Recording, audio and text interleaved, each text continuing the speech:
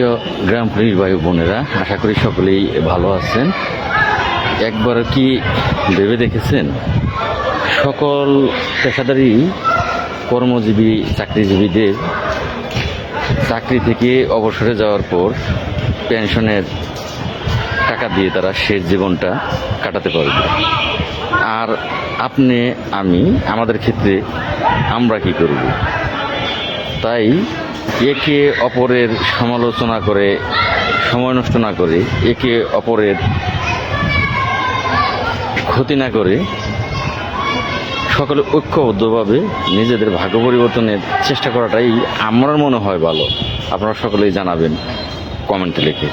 গ্রাম আদালত ৯ নং পারিলা ইউনিয়ন পরিষদ, উপজেলা পবা, জেলা রাজশাহী, স্থানীয় সরকার বিভাগ, স্থানীয় সরকার পল্লী উন্নয়ন সময় মন্ত্রণালয়। আসলে গ্রাম পুলিশের যে ডিউটিগুলো হয় এটা আপনারা অনেকে হয়তো জানেন বা অনেকে হয়তো জানেন না।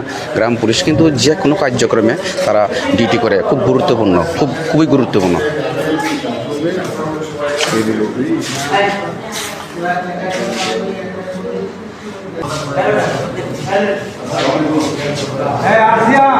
আপনারাই বলেন তাহলে এখন গ্রাম পুলিশের যে ডিউটিটা সর্বোচ্চ ডিউটি, গ্রাম পুলিশ কিন্তু 24 ঘন্টা ডিউটি করে থাকে। গ্রাম আদালত, বিচার, সালিশ করে যে কোনো পর্যায়ে গ্রাম পুলিশ আসছে, গ্রাম পুলিশ থাকবে।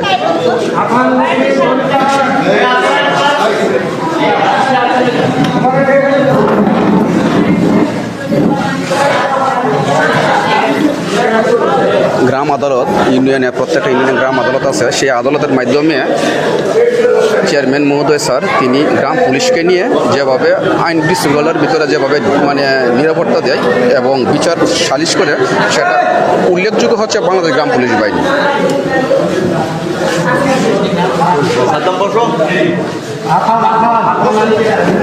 তা গ্রাম পুলিশের ডিউটি হচ্ছে 24 ঘন্টা। গ্রাম পুলিশ যেভাবে ডিউটি করে দিনটায় 24 ঘন্টা একটা ইউনিয়নে, একটা ওয়ার্ডে, একমাত্র তৃণমূলের সর্বসাধারণ জনগণই জানে তারা কতটুকু ডিউটি করে এবং তাদের গ্রাম পুলিশের কতটুকু ভূমিকা আছে। 2022 সালে 40,000 টাকা লইয়া ছিল, বিবাদী অঙ্গীকার করে যে 1/11/2023 সমস্ত টাকা দিয়ে দিব, কিন্তু আজ পর্যন্ত আমার টাকা দিতেছে না।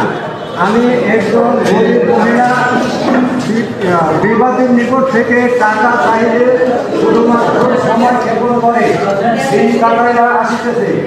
আমার কাছে লেখাপড়ার স্ট্যাম্প আছে, ওইগুলোর সঙ্গে সংযুক্ত করে দিলাম এবং আমি নিরুপায় হইয়া আপনার গ্রাম্য আদালতে আইনের আশ্রয় লইতে বাধ্য হইলাম। এমন অবস্থায় জনাব দয়া করিয়া বিবাদীকে তরফ দিয়া আমার গরিবের অসহায় মহিলার টাকা আদায় করা দিতে আপনার এখন